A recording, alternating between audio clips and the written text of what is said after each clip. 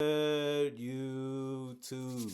Quinn Wade coming to y'all with that instant basketball analysis on Analysis Playground on YouTube. Of course, they're exclusively forever on there as it should be and as it will be. We're going to talk about how the Denver Nuggets had no problems beating the Phoenix Suns 130 to 112. The Phoenix Suns are now 12-9 and 8-4 at home. That's still a really good record. And the Denver Nuggets are 14-5 and 8-2 on the road.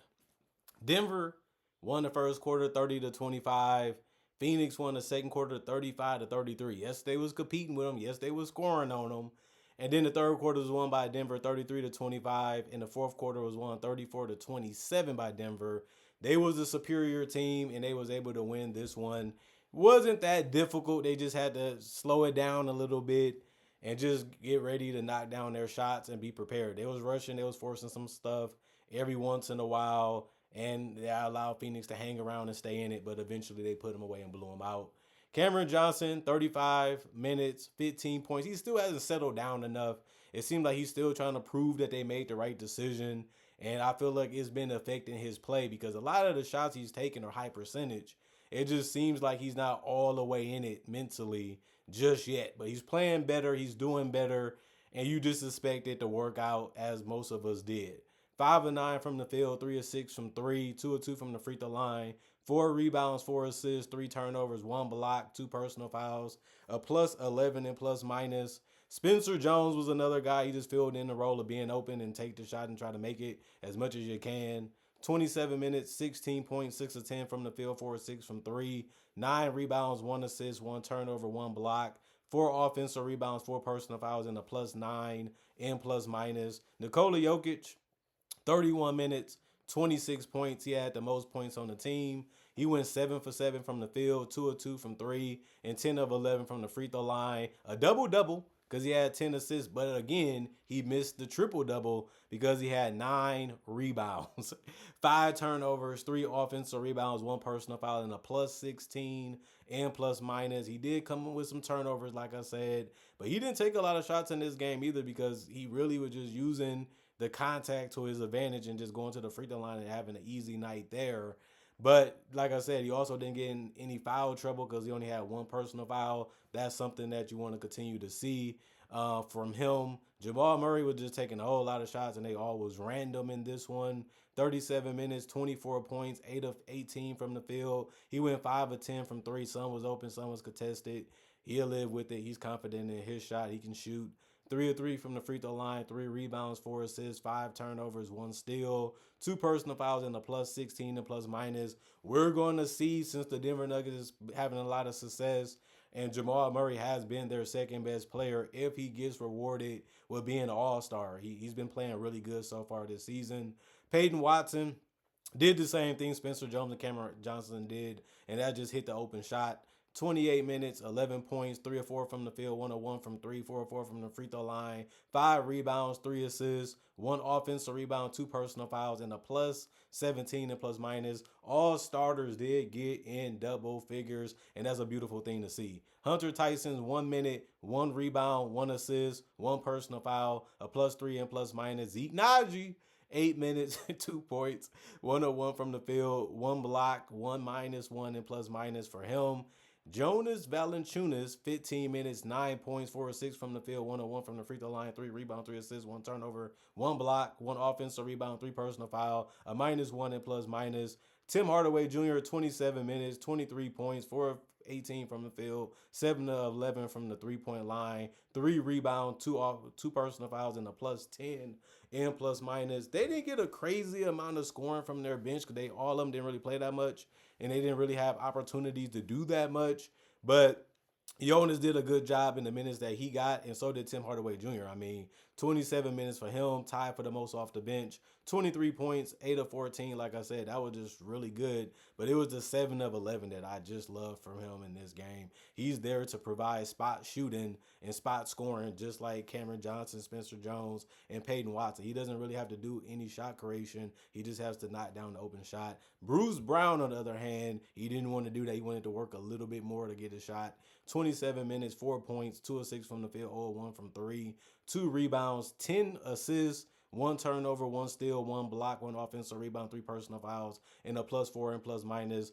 Still a good game because he did everything else. He didn't do a lot of scoring in the game, but he did do a lot of things that was right, which was actually just finding ways to use his handles and just use his IQ to deliver passes to teammates that was ready to score. And that's all he had to do out there tonight, besides make a couple easy shots. Jalen Pickett, 1 minute, a +3 and plus minus. Curtis Jones, 1 minute, 0-1 from the field. It was a three that he shot and missed. 1 rebound, and he was a +3 and plus minus. 44 of 76, 58% from the field. 22 of 38, 58% from three. 20 of 21, 95% from the free throw line. 40 rebounds, 36 assists, 16 turnovers, 2 steals, 5 blocks, and 20 personal fouls. They was absolutely unguardable in this whole season. Like the Denver Nuggets is a tough team to stop. They're a tough team to hold to a low amount of points. They have so many weapons, so many guys, and they NBA players are taking open looks and open shots throughout the entire game. Whether if it's Jamal Murray, Bruce Brown, or whoever it is, even Jokic, everybody's playing off of each other, and it just makes them a tough cover. And Phoenix, they tried, but they just couldn't keep it going throughout the entire game to be able to win it, which is what a lot of teams find out against this team when they play them. And Denver been put together years ago, and they still operate in the right way. No Aaron Gordon think Christian Brown, they even need them to play, and it still worked out perfectively in this particular game. Royce O'Neal for the Suns, 29 minutes, 15 points, 6 of 13 from the field, 3 of 10 from three, 6 rebounds, 1 assist, 2 steals, 2 offensive rebounds, 4 personal fouls, and a -13 and plus minus. Um, he did what he does. You just hope he made more threes in this one. But he also had a good game. He had to turn them down sometimes to score other ways. Dylan Brooks is showing you that he can score in other ways besides be a 3 and D player. He had 27 points. He was 10 of 18 from the field, 2 of 6 from three, and 5 of 6 from the free throw line. 3 rebounds, 2 assists, 2 turnovers, 1 steal, 1 offensive rebound, 5 personal fouls. He almost fouled out in this one. They kept coming at him, and he's a guy that defends a lot of guys, so he kind of get caught up in there sometimes too. -16 and plus minus. Also, Iguodaro was the only guy to not get in double figures for the Suns in scoring. 32 minutes, 8 points, 4 of 4 from the field, 0 of 3 from the free throw line, 8 rebounds, 3 assists, 1 turnover, 2 steals, 2 offensive rebounds, 2 personal fouls, and a -1 and plus minus. I didn't really have no problems with what he was doing in this one, and he uses athleticism to his full advantage in this one, but he could. Well, it would have helped if he made some of those free throws because he didn't take that many. Grayson Allen, 26 minutes, 10 points, 4 of 11 from the field, 2 of 7 from three, 1 rebound, 3 assists, 2 steals, 1 offensive rebound. That was the only one that he had rebound wise. It was just offensive. 3 personal fouls and a -5 and plus minus. He's just going to go out there and take good shots, but this game he just didn't have it going even with the open ones. He made a couple, but missed majority. Devin Booker, 35 minutes for him, 24 points, 5 of 11 from the field. He did take a lot of shots that just came from the free throw line where he was 14 to 15. He was giving them trouble, but he is a tough cover. He just knows how to use his handle, knows how to keep his body aligned with the basket. He knows how to use fakes and drives, and he's just a good player when it comes to offense. He was, like I said, 0-4 from three. He's been an okay to decent three-point shooter throughout his career. 4 rebounds, 7 assists. He did a good job of not turning the ball over. He only had one when he had the ball in his hand. It led to mostly baskets, which is always a strong thing to do. 1 steal, 1 offensive rebound, 3 personal fouls, and a -16 and plus minus. Nigel Hayes Davis, 13 minutes, 0 points, 0 of 3 from the field, 0 of 1 from three, 2 rebounds, 1 turnover, 1 personal foul, and a -7 and plus minus. Rasheer Flemings, 4 minutes, 5 points, 2 of 2 from the field, 1 of 1 from three. That was the end of his night, a +1 and plus minus. Nick Richards, 7 minutes, 0 of 2 from the field, 3 rebounds, 1 turnover, 2 offensive rebounds, 3 personal fouls, a -11 and plus minus. Kaman Malawach, 4 minutes, 0 of 1 from the field, 1 personal foul, and a +1 and plus minus. Didn't do much for the minutes that he had, so he took one shot, couldn't make it. It happens. Jordan Goodwin, you know he's going to score. 15 minutes, 8 points, 3 of 7 from the field, 2 of 3 from the three-point line, 2 rebounds, 1 assist, 1 steal, and he ended up having one of his rebounds being offensive. It was a -8 and plus minus. Colin Gillespie, 29 minutes Was the only guy to get in double figures off the bench in points. He finished with 12 points. It was 4 of 11 from the field and 4 of 8 from three. He actually was the only guy to get in double figures in any statistical category off the bench.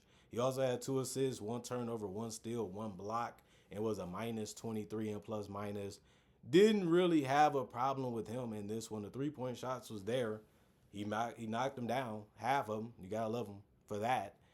Bouye, 15 minutes, 3 points, 1 of 4 from the field, or 1 from 3, 1 of 2 from the free throw line, 2 rebounds, 3 assists, 1 steal, 1 block, 1 offensive rebound, 1 personal foul, a +7 in plus minus. Didn't take a lot of shots, but he missed 3 of them, so it just didn't work out with him when it came to that. But he did have a lot of assists in 15 minutes, and he did try to do some things and make some things happen defensively, and it did work in his favor in this one. And then Kobe Brea, 4 minutes, 1 from the field, 1 rebound, 1 assist, +1 and plus minus. They shot 39 of 88, 44% from the field, 14 of 42, 33% from 3, and 20 of 26, 77% from the free throw line. They didn't beat the Denver Nuggets in any of those categories. They also got out rebounded by 8, 40 to 32, 23 assists. They ended up getting out assists by 13, 7 turnovers. They committed less turnovers than the Denver Nuggets, so that's a good thing. 11 steals. They ended up having more than the Denver Nuggets in this one because they only had 2. And then 2 blocks. The Denver Nuggets had 3 more than they did, but it didn't really matter because they ended up losing in a bad way. And then they did only commit 23 personal fouls, which was more than the Denver Nuggets. But the Phoenix Suns did shoot more free throws. The Phoenix Suns did shoot more free throws than the Denver Nuggets, but the Denver Nuggets made that a better percentage. They just got completely outplayed. Wasn't really close when you look at the whole fourth quarters. The whole 4 quarters, you just have to look at it and say, man, the Suns gave it all they had, and they just couldn't keep up. They just couldn't execute as well. They just couldn't make shots enough, and this is why we have the Denver Nuggets a little bit higher. And they had the best player on the court, and he was unselfish tonight while still getting his, like he always do. It just shows you, man, his levels to the game, and like it always has been. And the Suns, they're still trying to show you that they're not afraid of nobody. They're going to go at anybody, but you still can get beat respectably, and that's what the Denver Nuggets did tonight. Comment, like, subscribe, share, hit the notification bell to get the analysis when it first come out. I also do conversation videos just like this, but about various NBA only topics. I also do breakdowns of real footage of legends, current legends, rookies, and also future stars. I also do mock draft and draft coverage too. And on top of that, I also try to let y'all know I got over 4,000 videos already on my channel that y'all can watch right now and enjoy, and it's all for free. And on top of that, I also try to make videos every single day throughout the day to give you something to look forward to and to be able to enjoy. Not only that, thanks for watching, thanks for checking out the channel, thanks for supporting the channel in the past, the present. I hope y'all continue to support it in the future. Thank y'all for appreciating the content for what it is and continuing to come back. Thanks for the support. I'm thankful to have y'all as fans. I'm thankful for y'all checking out my channel, and I'm happy that I'm giving y'all some more things to watch and something to look forward to throughout y'all day when it comes to entertainment. Even though this is all factual and this is all what happened, I'm glad that you wanted to hear it from me. Other than that, y'all stay blessed up. Y'all stay good. Peace. And I'll see y'all later today with more analysis, hopefully.